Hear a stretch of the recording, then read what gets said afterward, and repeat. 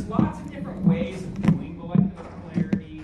I'm going to show you a couple different ways. I do a little bit differently from your book. It will get you the same types of answers. To really tell if something's polar or non-polar, you have to, as a molecule, you have to do vector math. How many of you know what vector math is? Okay, like 2 of you. And if your vectors sum to 0, you're a non-polar molecule. All right, well, I'm not going to spend a week on teaching you vector math in order to do this. So we're going to cheat a little bit. Okay? Well, not cheat. We're just going to look at it a different way. Okay, so I'll show you a few different ways of looking at this. One is to look at opposite and equal. This is what I like to use. What I do is I say, okay, this chlorine has electronegativity. And electronegativity means that it's pulling on electrons, right? In fact, all atoms have, except for noble gases, all have electronegativity values.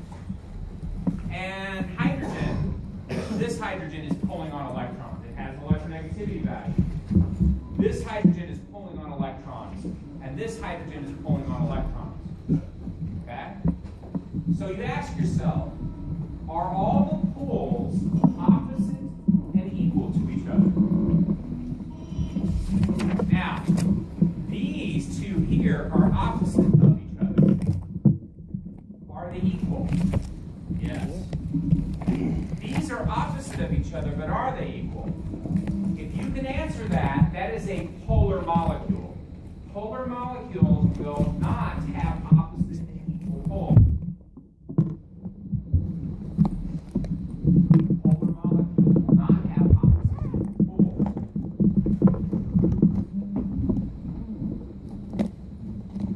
What that means, then, so opposite to be, or so not polar molecules will not be opposite equal. Okay, so let's compare this to a molecule that does have opposite equal.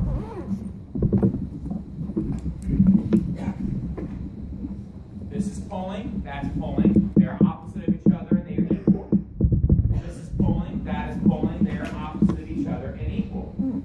So that is a non-polar molecule. So if you're opposite equal, you're non-polar. Now this little technique will get you the right answer 99% of the time. Okay? But if we're going to be really, really technical about it, we're going to have to solve some vector math, which I'm not going to teach. So what I'm doing here, listen to my words, what's going on here is that there is an electron cloud here of density, electron density. There's all those bonds there, and there's an electron density there. And what you're asking yourself is, will this electron density be shifted to one side or the other? Okay. If the answer is yes, that's a polar molecule. And if you shift something that a negative cloud in one direction, is that going to create poles? Sure, you're going to have negative and you're going to have positive. So what's happening here is this electron cloud is stationary because it has no net pull in one direction or the other. Okay? Whereas this electron cloud over here is being pulled towards chlorine, the most electronegative element. So as a molecule, this is polar. Now, it has 3 nonpolar bonds and 1 polar bond. So there's a difference between molecular polarity and bond polarity. Let's do another one. Let's see how these work. Then I'll show you the different way of doing it. Then I'll show you your book.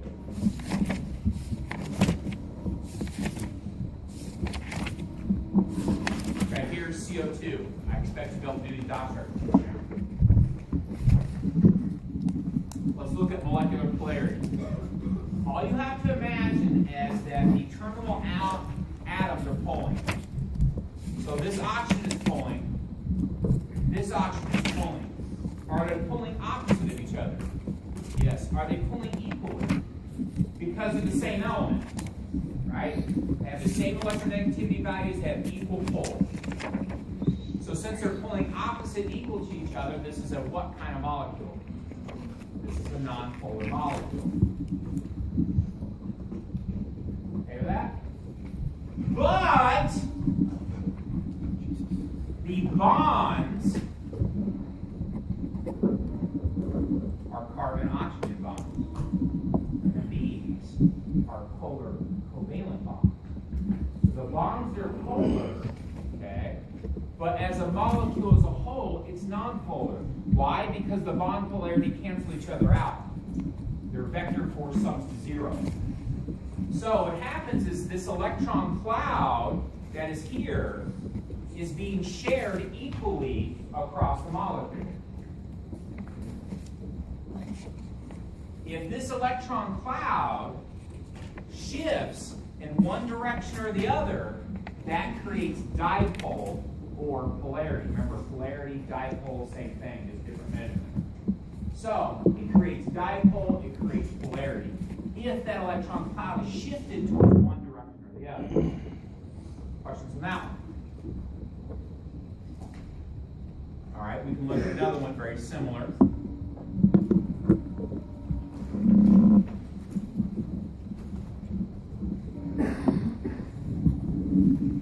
This is pulling, that's pulling.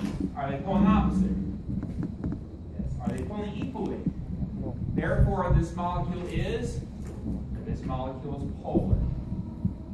Meaning it's going to have a net dipole in one direction. A significant one. You can figure that out by looking at your electronegativities. Who's more electronegative, nitrogen or hydrogen? Nitrogen. So the electron cloud is going to be shifted towards the nitrogen as a molecule, creating polarity. All right, so no.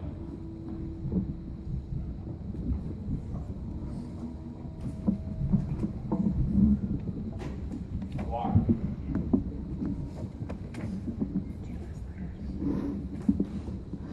This hydrogen is pulling, this hydrogen is pulling. Are they pulling equally? Or are they pulling opposite of each other? Therefore, this is a polar molecule. To be opposite of each other, they would have to be directly across from each other. They're not. So that means that the electron density that is located here is being shifted towards oxygen because it's the most electronegative. Hence why water is polar. But a fine stream of water would go to a magnet. Just because of this right here. Now it's very important that you pay attention to my next words here. Just because you draw it one way doesn't make it so. So if I do a dot structure for water, and I go hydrogen 1, oxygen 6, total of 8, oxygen in the center,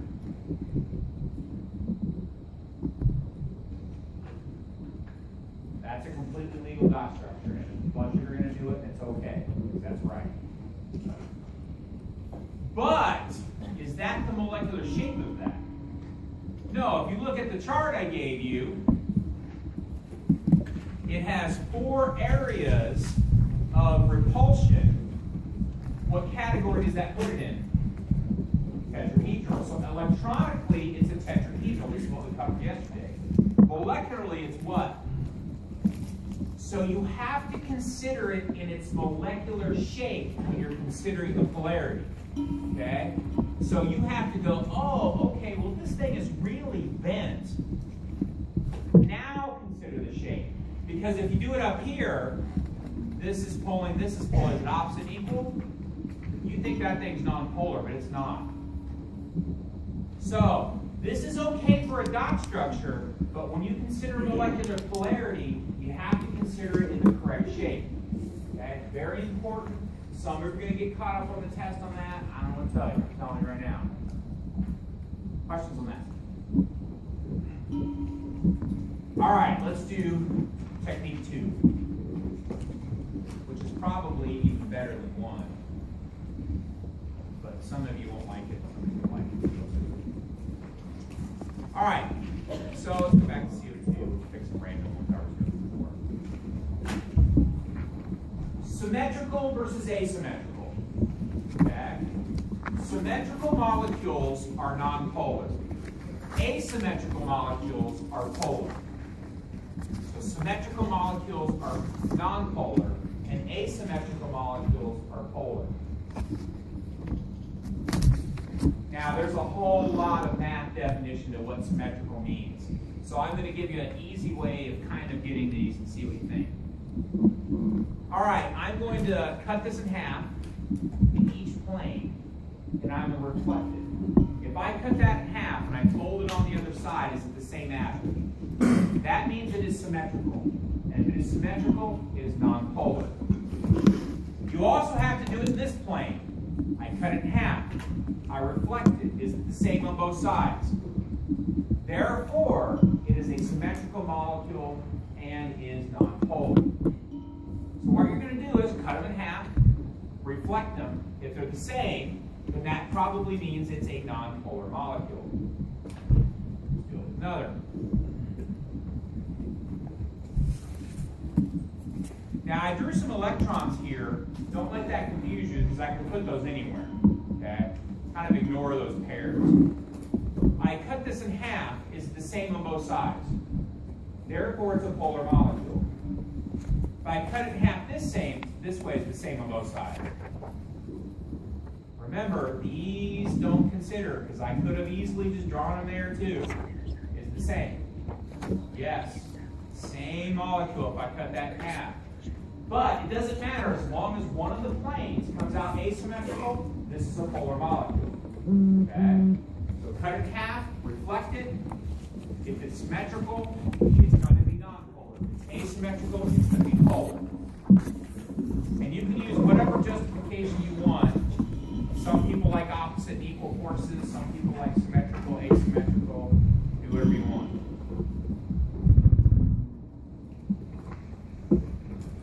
Okay, I cut it in half. Is it the same on both sides? Yeah? Now I cut it in half this way. It's the same on both sides. Therefore, it's polar. It's asymmetrical.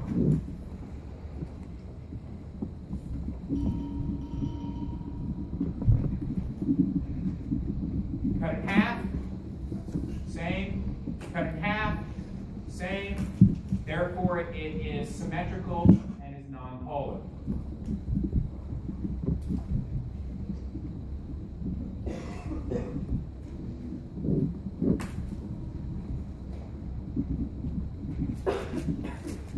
Cut it in half, same. Cut it in half, same on both sides. Reflecting this over, same, no. Therefore, it's polar. Okay?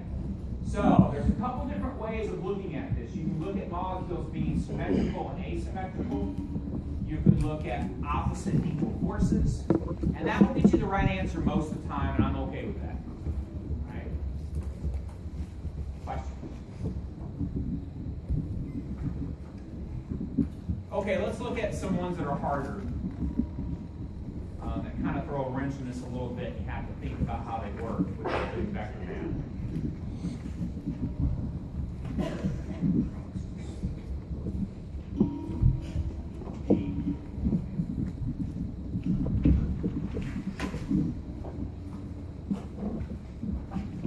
Depending on how you reflect this, you'll get whether it's symmetrical or asymmetrical. Maybe your brain can put that into, now these bonds are all equal length. I didn't draw them equal length, but they're all equal length. Is that a symmetrical molecule? The answer is it is, okay, but your brain might not think it is. Another way of looking at this molecule is this is pulling, and this is pulling. Is this electron density going to go anywhere? No, therefore it's a nonpolar molecule, okay?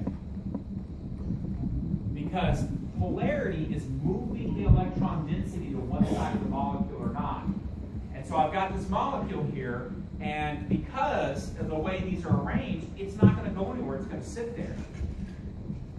This is like playing a tug of war. Okay, you put three people of equal strength on this, and there's one person in the middle. They're not going to go anywhere. They're pulled equally among all of them. So this is one of those examples that's outside of our little box. It's That's an example of a non-polar molecule. Now, life changes if I do this.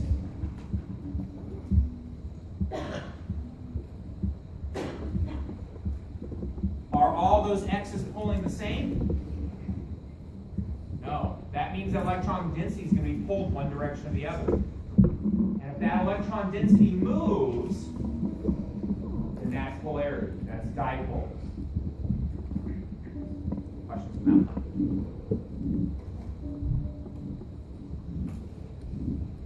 All right, it's just very important that you kind of pay attention to how you draw dot structures. For example, here's SO3, and if you draw a dot structure, and this is another example. This is another example of don't pay attention to double bond. That's another important thing. Because could I have drawn this dot structure with a double bond in another area? And they're all there. They're all present. It's kind of a, when you get SO3, all three are present. You got the double bond with each of the different oxygens. So don't consider double oxygens as an option. But it's very common to take a structure like this and then write it like this.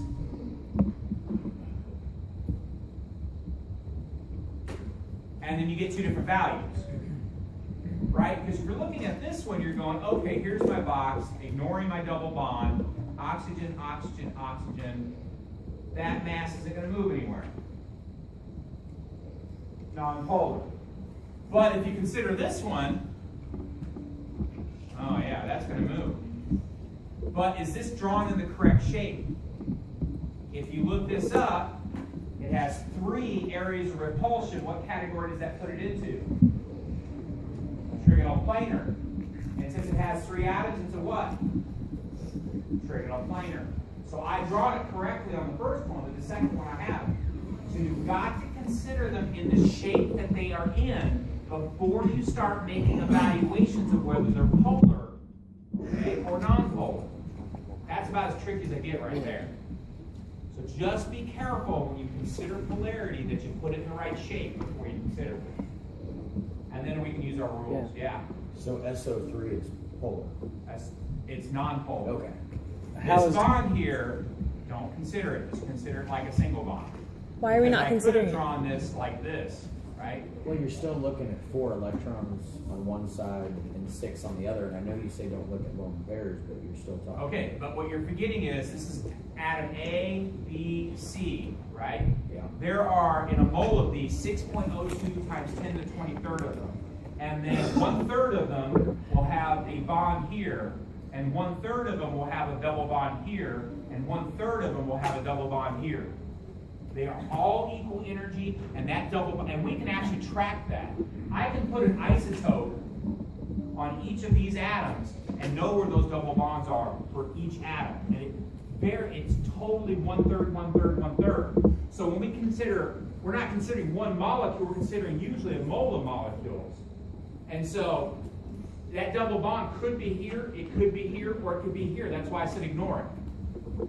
Because I could have drawn it anywhere. And in reality, it exists all of them exist, depending on the SO3 you stabbed out of the mole. He's made a big deal about it. The bonds are different. So when you get double bonds for resonance structures that are equivalent, don't consider them. Here's another example. Let's do it. But in reality, You don't seem it's like that. moving. So for polarity-wise, Here's ozone. Draw the dot structure. In fact, I'll draw those dot structures. Let's see first. This is what most people would draw for ozone. And that's totally okay.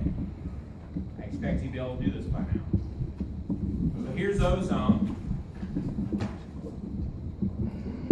What should I consider before I pass sentence on whether this is polar or non-polar? The shape of it. Okay, it has how many areas? 3. It's got 1, 2, 3 areas. What category does that put me into? Trigonal planar. If you don't know, look at your sheet. Right here, 3 areas, the category trigonal planar. Since I have 1 pair of electrons, what's my shape? Bent. Some of you are looking like I'm deer in headlight mode. Okay, we'll go back up here and look.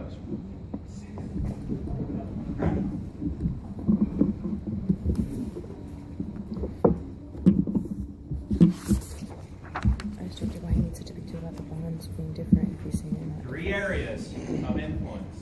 They are different. 1, They are 2, different. 3. Since it has a pair of electrons, it is bent or V-shaped. You've got to be able to get those down. We practiced those last time. All right, so ozone is bent. So before I make a consideration, For clarity, you're not considering. Oh, so repulsion versus polarity is two different. I need to put it in the correct shape. Okay, that's. All right, so a that couple works. different ways of looking at this. This is pulling, Because and this is pulling. Are they opposite? for these, you're looking at the No. Are they equal? individual bonds. Yes, But double bond polarity, could have been on you're either looking at side. the molecule So they as are one opposite. thing. Okay. They're not opposite, but they are And equal. as But what does one that mean? thing, It's polar, right? They have to be opposite and equal to be nonpolar. and that's why We can look at this from the other say a direction. certain length. I cut this in half. Ignoring double bond. Is it the same on both sides? Yes. So If I cut it in half this way, is it the same on both sides? Just the shape. No, therefore this is a polar molecule. That's about as tricky as I get. This is an absolute critical skill for chapter 11. Gotta have It's it down. constantly moving, that double bond would be. And you need to practice this stuff. I can sit up here until I'm blue in the face, but the bottom line is you need to draw a dot structure. You need to put them in the right shape, and you need to practice whether they're polar or non-polar. I can't do every permutation, it's not You're possible. looking at it as a whole and not as individual bonds. Question. With forming versus, because you're looking at the No, plane I didn't as a say more polar whole, bond, I said more double bond. or the whole compound versus the polarity of this oxygen, not oxygen. You're looking at the polarity In of the reality, thing. one half of the oxygens are this, Not- and one half of the oxygens Does are that make this, sense? anytime Or you help- consider any oxygen. So we just take them as an average. Help to make it And so it that could be it, either The or. only thing that would help me was Therefore, difference between ignore shape is polarity, If they're and equivalent. repulsion would be bonds and stuff. Question? Yeah. the questions are the parts. You need to, Why is it you need this? to identify all the parts. And polarity is like Is, yeah. Why is it not linear? Because this area of repulsion, these electrons act as the area of repulsion, and it causes this electron cloud here to be pushed away from it. So I've got a negative magnet, and a negative magnet. If I go like this, these get further away from each other. If they stay here, I'm closer. If I go, and there's a magnet up here, if I go here, if I go this way, they're farther away from each other. So they're trying to get the maximum distance apart. In fact, I have a good, this is what we covered last time. Here we go. Here's a good example of them getting far away from each other. If, I know this is more atoms, but in this case here, I have a cloud here, and a cloud here, and a cloud here. I could put this as cloud, cloud, and cloud, but as soon as I enter this right here, it's going to go in a triangle formation away from each other so they can get the maximum distance apart. Because here, they're closer to each other. Lone pairs. Question? That are bonds. Okay, so Oh, wait, polarity you're saying? molecular polarity, you have to Lone practice this. pairs We'll try a because couple they more of wouldn't these. be, because Now, what your book, this is vector math. double bonds. So for those who know vector math, because you can do double vector bonds math could and all be this, on figure it all out. You know, like any of those Does that look oxygen. fun? Right. That kind of thing. Lone Yeah, it's pairs fun do stuff right because Anyway, I'm not going to make you do vector Specific math. to Here's just an that. example if I wanted to do. atom.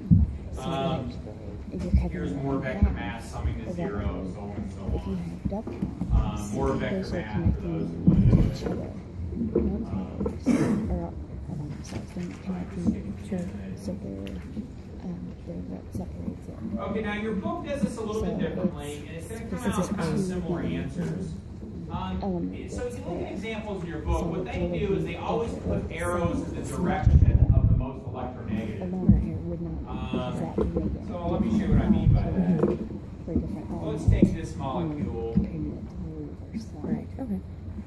that. Okay? And the way I would decide if this is polar or non-polar is I would just go, okay, this is pulling, that's pulling, this is pulling. Are they all opposite and equal to each other?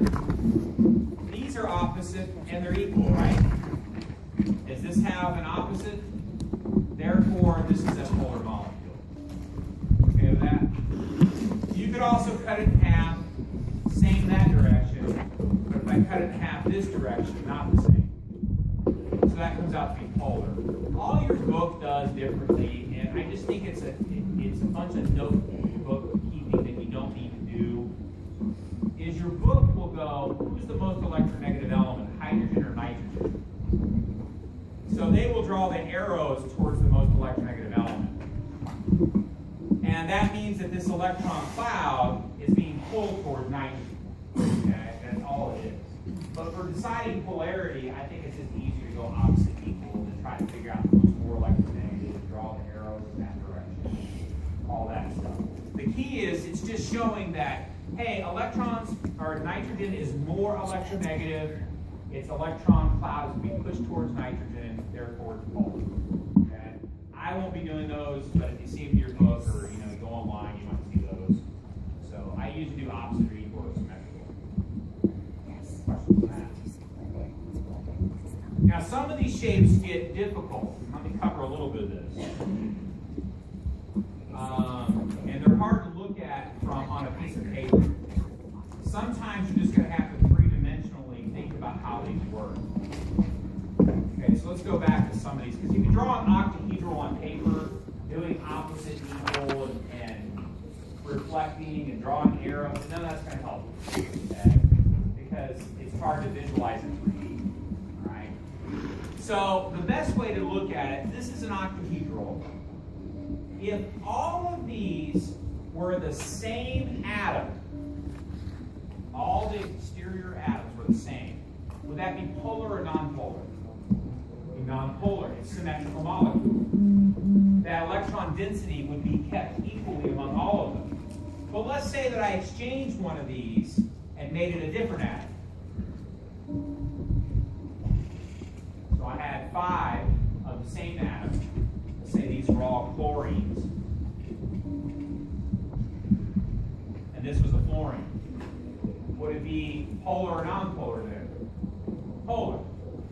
Okay, so sometimes you're just going to have to think about how these are, because it's too complex of a molecule to draw on paper and start doing opposite, equal, reflecting. Because this molecule on paper is going to look something like, depending on how you draw it. I mean, if you drew it like this, you can kind of see it. But depending on how you draw it, it's hard to see if those are opposite, equal, and all that kind of stuff. Some of these are pretty easy though. Let's look at some of these other ones. How would a compound like this be? What it's always going to be? It's always going to be polar, right? One of these is missing. It is no longer. This one flips. This one has a pull this direction. Is it opposite this direction? Therefore, it's polar. What about this molecule? It's going to be polar. What about this molecule? Polar. What about this molecule? If the atoms are all the same, non-polar. What if I change one of them? All right, that's how this works. Okay. If you just look and see if they're symmetrical or not, you'll see if they're polar, non-polar.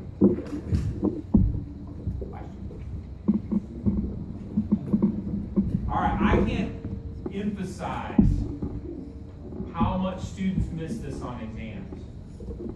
If you at any point, we'll do a couple more of these. All good.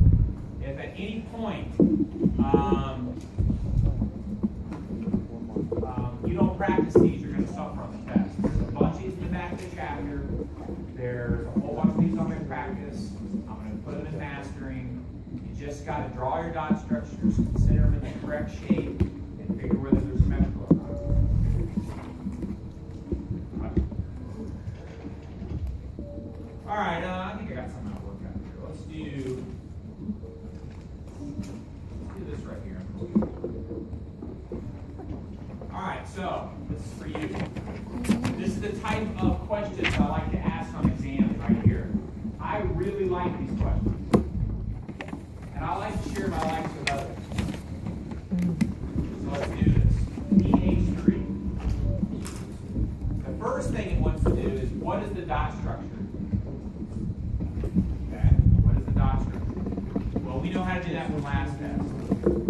P is 5, H is 1, H is 1, H is 1, that's a total of 8.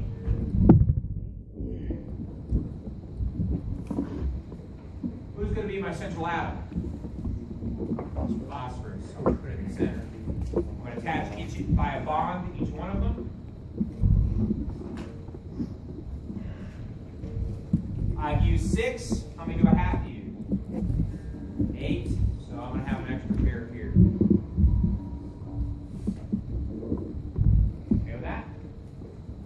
All right, now I'm going to check polarity. I'm going to check my polarity. I'm going to check the electron geometry and molecular geometry. So, that's what this is for, what we practiced yesterday. How many areas of repulsion do we have? 1, 2, 3, 4. What electron geometry group does that put us into? Tetrahedral. But since I am missing a pair of electrons, that puts me in trigonal pyramidal. If you're not following along because you forgot your sheet, shame on you. So it has 4 areas. 1, 2, 3, 4. But it's missing an atom. So therefore, the molecular geometry is trigonal pyramidal. Okay with that?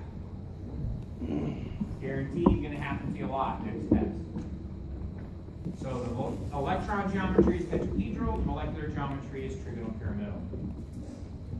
All right. Back down.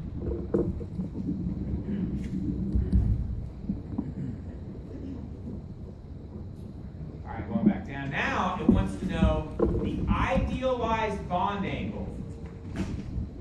Tetrahedrals have what bond angle? 109.5. You only need to know the electron geometry bond angles. Okay? So it's 109.5. Is the compound polar or nonpolar? So they're asking about molecular polarity. So I have a couple different options. I cut it in half, the same on both sides. I cut it in half, the same on both sides. Therefore, this is polar. If you don't like that, this is pulling, opposite equal. This is pulling, but doesn't have opposite. So therefore, this is a polar molecule. And the one that confuses everybody is the bonds polar or non-polar. How many bonds do we have? How many bonds do we have? They are all the same. If they are two non-metals, not the same, what category does that put them in? Polar covalent. That's the difference. Molecular polarity looks at the entire molecule. Bond polarity just looks at each bond. Okay? Totally two different things. Questions? All right, one for you.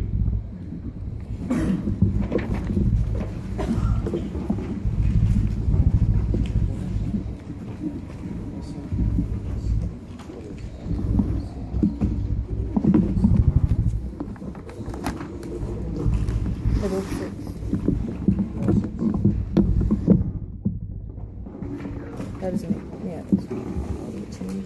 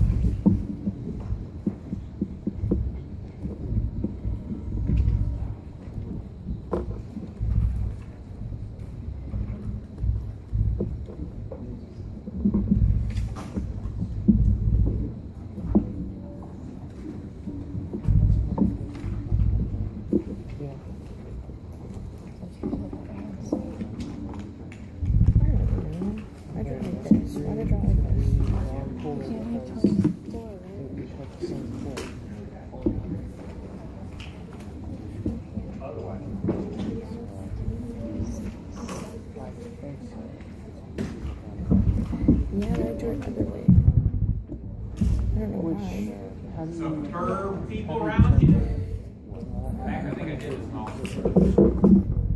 But I mean, based on this,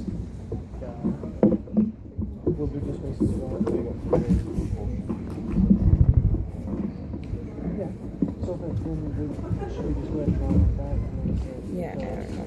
This will be Well, it's all the same atoms. It's all molecules, so that it's not really be something like that. Right, 2001.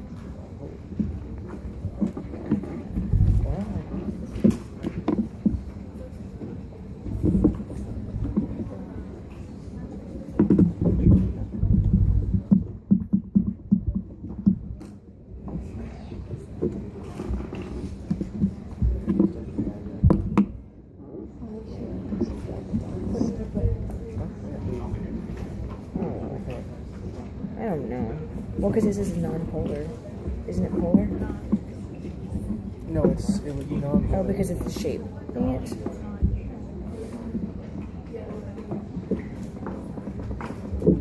But the first part isn't trigonoplanar because that's the geometry. You're looking for the molecular. You're looking for electron first. So it'd have to be tetrahedral. Right? No. Isn't it tetrahedral for molecular? Or electron, rather? No, because when you draw the structure, it looks like that. And there's no extra pair. So it would just be trigonoplanar. And then Oh, because the double bond and I was doing lone pair. I'm going to go with what you said, so there. So it's 12. Definitely need to be.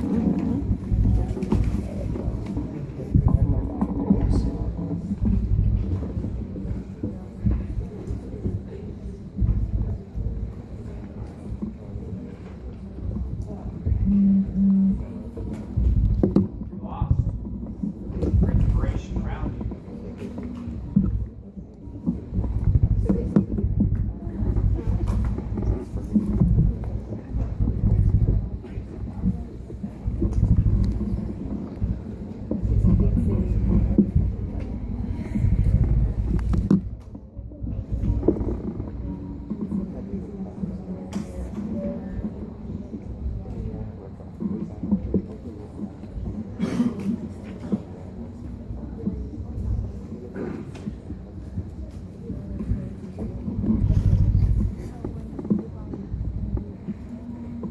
Closing the minute, so make sure you find Why would you inspiration. have two double bonds? No, you don't. Use the one.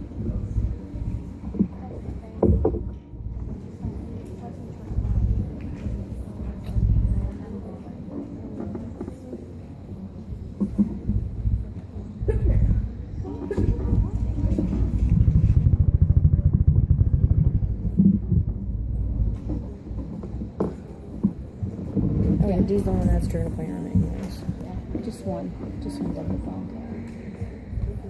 That, yeah, one double bond. No lone pairs. All right, going once. And they all pull equally. So it would be Twice. right. Go. Once, twice, go.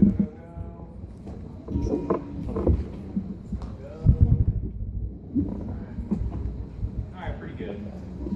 So we end up with some kind, and the only thing you have to be careful, and I did this one earlier, so it's probably easier then. Point being is, you get something like this going, right?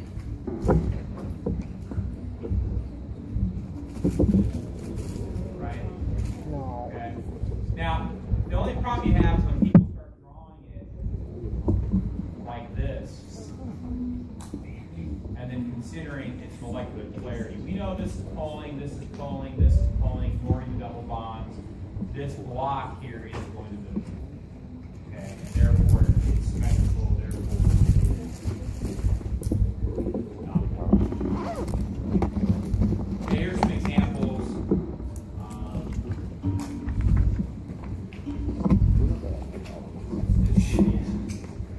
Now this is just an example, we just did this one. Let's talk about this one here. At first glance, this could, well, this can't. But you have to be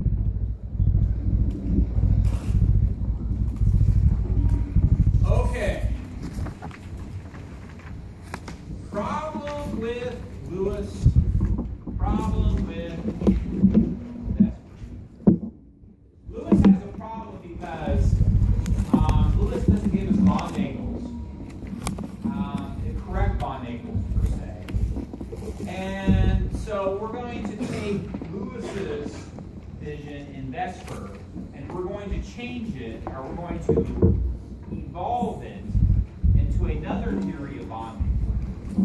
How many are taking organic chemistry in one form or the other?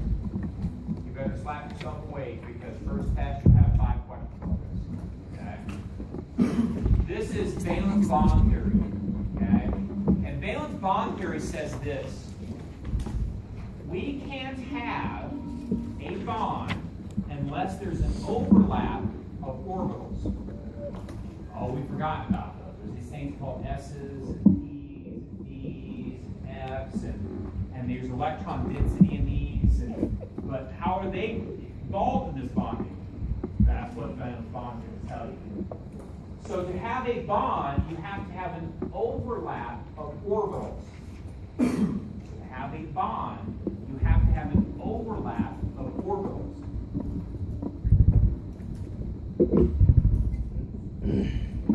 So, an example of an overlap would be, I've got my coordinates, and a P looks like a dumbbell, right? And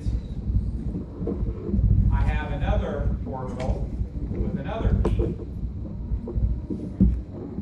And sitting right here in the middle is an overlap of the orbitals, that of the electrons that are being shared. So to share those electrons, to get those octets, to make those Lewis structures, there has to be an overlap of those orbitals. And valence bond is going to describe these overlaps that occur. All right. So let's look how this works with something simple, or with something easy. Let's look at H2S. This is a little confusing. All right, so I've got H2S, and I got sulfur. And if I do the configuration for sulfur, you end up with argon, 3s2, 3p4. I'm assuming you can do a configuration. All right, and I can do a hydrogen, right? Let's do one. Hydrogen, 1s1, another hydrogen, 1s1. Okay with that? All right, now I'm going to do orbital diagrams. How many orbitals do S's have? How many do P's have? This one has 1, this one has 1. Okay with that? Then I put some up, one down. Then Hun says, I want to put one, maximize my parallel spins. Does it matter which one I put the other one in? I want to put it down. One up. So we practiced that. That's what we did in last test. We did some configurations. We did some orbital diagrams. All right, so now we're going to start talking about overlapping orbitals. Okay? So we want to share some electrons. Okay? Notice that I have an electron here and an electron there. So what's going to happen is, and if I did the dot structure for this, I end up with something like this. And we're sharing some electrons between the sulfur and the hydrogen, right? All right.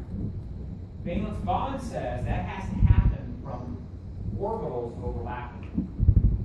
So what's going to happen is we're going to have these orbitals overlap, and then we're going to have these orbitals overlap.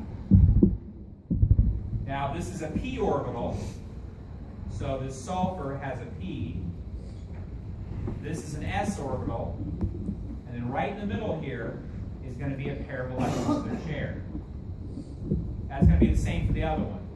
I've got another p orbital, probably out here in the z, and you got another s, and in between there we have a sharing. And I don't do it justice. Here's your author with better art than me, but that's basically what we're talking about. Okay, so this is my p orbitals here,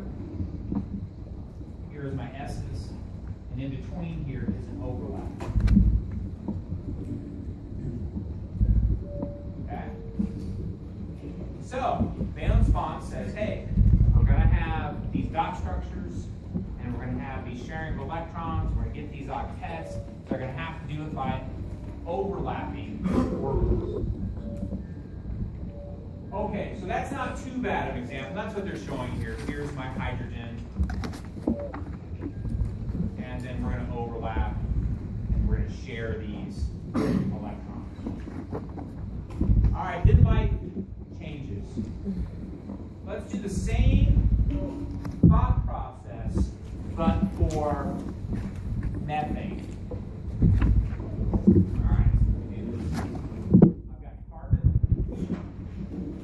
and carbon is 1s2, 2s2, 2p2. One up, one down, one up, one down, one up, one up. All I did was do configuration, orbital diagram. Look at that. Now I've got some hydrogens. Here's one. 1s1. Draw a single box.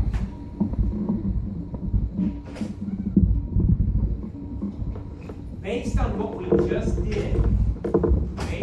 just did, how many hydrogens could we share with carbon? Now your brain wants to say 4, but from an orbital point of view, how many can we actually put on there? 2. I have one hydrogen sharing with this one, just like we did before, right? Then I have another hydrogen sharing with this one. If I had another hydrogen here, who is it going to share with? Is it going to share with a pair? No, bonds are always what? 2 electrons. So therefore, how does CH4 exist when in reality we only have room for CH2? Because I can't share, I don't have anything to share. Okay, this is where a phenomenon called, that's right, our special magic word today, if I can get my thing, hybridization occurs. The orbitals change shape to accommodate bonding. Okay, so the orbitals change shape to accommodate bonding. Because we observe CH4. Well, why do we observe CH4? Well, Lewis says, hey, everybody wants 8. This is what I'm going to get. But from an orbital point of view, I can only do that. So something has to change. And this is called hybridization. So what happens is, these orbitals change shape. And so, we've got an S, right, like a sphere. Dumbbells, P's. These all combine together and make a new shape. That new shape is called an sp3. Why is it called an sp3? Because it's made up of a sphere and 3 P's. So now I have changed what the orbitals look like. They are no longer this. They have now changed this. This happens when we bond. All right, good enough today. I will show up tomorrow. You probably have that in your headlights. We'll clarify all this important stuff. At least he knows.